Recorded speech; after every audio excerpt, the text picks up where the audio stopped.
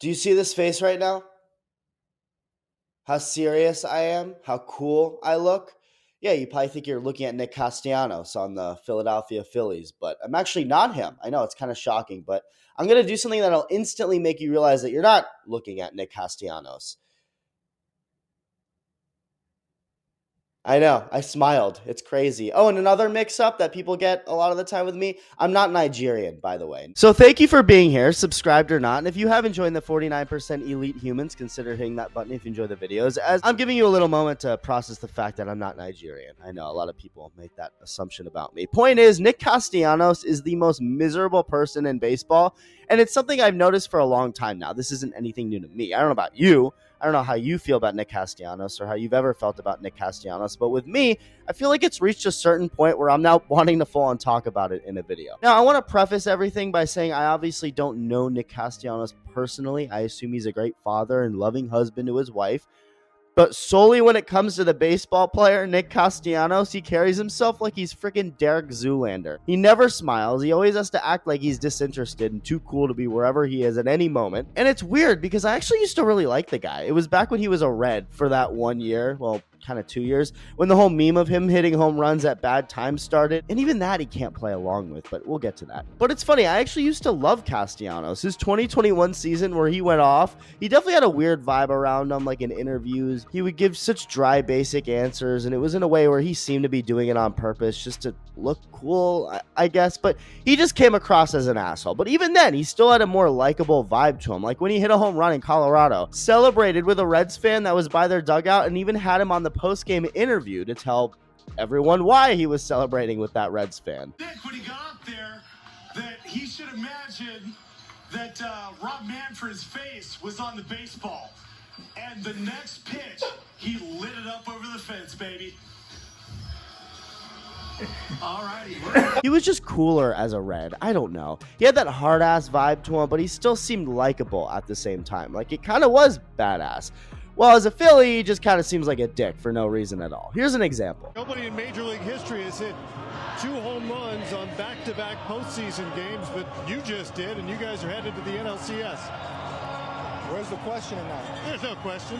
Well, thank you for telling me. There was quite literally no reason to be like that. He also doesn't take the home run meme very well. For a quick summary of that, 5 years ago, the Reds announcer Tom Brenneman was caught saying another word for cigarettes, and while apologizing live on air, Nick Castellanos hit a home run, and he paused his apology to call the home run. Seemed like something pulled out of a freaking Key and Peele skit. So from that point on, it became a meme that anytime Castellanos hits a home run, something awkward or tragic must have happened, and when looking deeper, the meme just gets better. Castellanos hit a home run on the 20th anniversary of 9/11. He hit one while the Royals were doing a eulogy for a World War II veteran. He hit a home run the same day Donald Trump was shot, and even going back before the original home run that kickstarted everything. Castellanos actually hit his first professional career home run the day Osama bin Laden was killed. Yeah, that one was real tragic. All right, so there's obviously a great meme here, but Castellanos hasn't played much into it. When asked about it, this is what he said. The way that I see that is it took one instance of, the reporter kind of saying something. Something bad happens every day, everywhere. Right. So I'm sure that if somebody hits a home run, somewhere something bad is happening, and everybody on the internet, if they wanted to, could pull it up. Think that it happened one time because that guy was apologizing, and everybody, the internet does what the internet does and runs with it. No shit, Sherlock. Of course, bad things happen all the time, and people hit home runs all the time. The whole point is nobody else has ever hit a home run while an announcer was apologizing live on air for saying a slur and pausing his apology to call the home run. That's why it's a thing. Oh, but I forgot. You're Mr. Cool. You can't laugh about anything. Whoa, look at my face. It's always serious, and I have to be standoffish to everyone. Grow up! Grow up! Something Castellanos tends to do at the plate is swing at low and away pitches. I'm not even going to really critique that. It is what it is. Baseball is hard. Guys are going to struggle, whatever. Reason I'm bringing that up is because he hasn't been in the best of graces with Phillies fans, and this goes back. Last year in the postseason, Castellanos swung and missed at 2 sliders in a row from Luis Severino. The Philly crowd started booing. Before he even struck out, they started booing. And after he took the third pitch, finally, another slider low and away for a ball, he finally took it. The crowd started sarcastically cheering, and Nick could be seen saying, "These effing people." Ironically, he ended up completely winning the fans over hours later when he walked the game off, so that's cool. But that really has been the last of Castellanos being in good graces with the Phillies fans, it seems like. For one, he's just been bad this year. When I say bad, I mean Michael Jackson bad. Thank you, Chef. You know how he looked really, really bad at the end of his life?